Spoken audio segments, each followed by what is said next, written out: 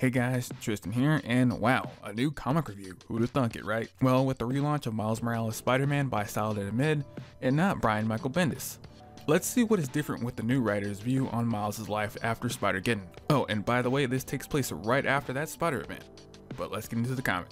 The issue starts off with Miles in creative writing class. Well, because his friend Judge was in it and he thought he could get an easy A in this class.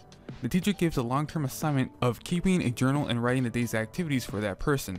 But this is a private assignment, and if anyone is caught reading another's journal, they will fail the course immediately. Miles can't believe that one of his long-term assignments is to be writing in a diary, but Judge corrects him saying it's a journal. And he knows this was corny to him also when his poetry teacher did the same thing last year, but it helps to have a place to vent and not be judged for it later. That night, Miles starts writing, commenting that it does feel good to vent in a book that no one will read. Miles recaps how he got his powers at 13, then became a real superhero, even endorsed by the original. And you'd think that having spider powers with family knowing that you're Spider-Man would make things easier, right? You'd be wrong. Miles comments that he's at that point in high school where he knows his way around but not yet freaking out about college just yet. Also, Gank is sporting a really manly man bun. Besides his parents and a few superheroes, Gank is the only one who knows he's Spider-Man. They try to have fun with no trouble, but the thing is, someone always is.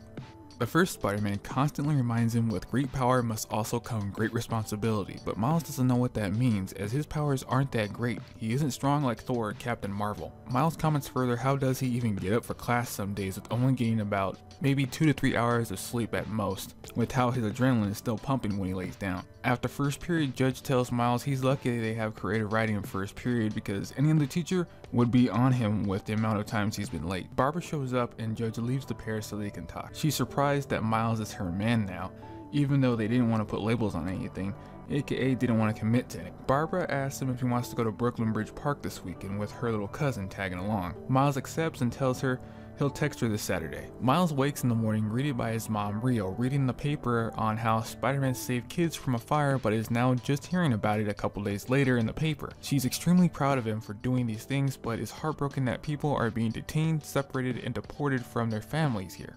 At the park, Miles meets Barbara and her cousin Eduardo from California. He's visiting because his father got deported and her aunt is trying to get them citizenship, but Barbara stops herself because it's not his problem. But how is Miles, and what exactly are they? Miles thinks how he's not good with these things in these situations because he doesn't know what to say to her. But later Miles swings through the city to try and think, only to realize he's confused about everything going on. As he looks on where a little girl and her mother get dinner at a shelter, Miles is about to head home when he sees an alarm tripped and tries to stop the small intruders when the Rhino shows up. Miles questions why he's here, but Rhino just says to go home and play Sega as this isn't his business. Okay, for a second here, seriously? Even I question how old Rhino is when he said to go home and play Sega. Anyway, Miles jumps to conclusions where Rhino tries to explain himself about why he's here, but drops it for a fight. Rhino berates Miles, telling him he should be stronger and faster than the original. Rhino gives him one more chance to go home. Miles webs him up, but Rhino easily breaks free and it says last chance before he gets serious. Then Miles uses his Venom blast to down Rhino, telling him he can do this all day. Rhino gets up and brushes off Miles' invite for round 3 and tells Miles he's just here to find his niece and these guys snatched her so he's gonna follow them. Miles stops the robbers, but as the issue ends we find out that one of the wannabe villains was Eduardo, Barbara's little cousin, as he shocks the pair into submission. This issue is really amazing. I give props to Saladin for taking over the reins from Brian Michael Bendis where his Miles was teetering because he didn't know what he wanted to do with the character. The art's amazing.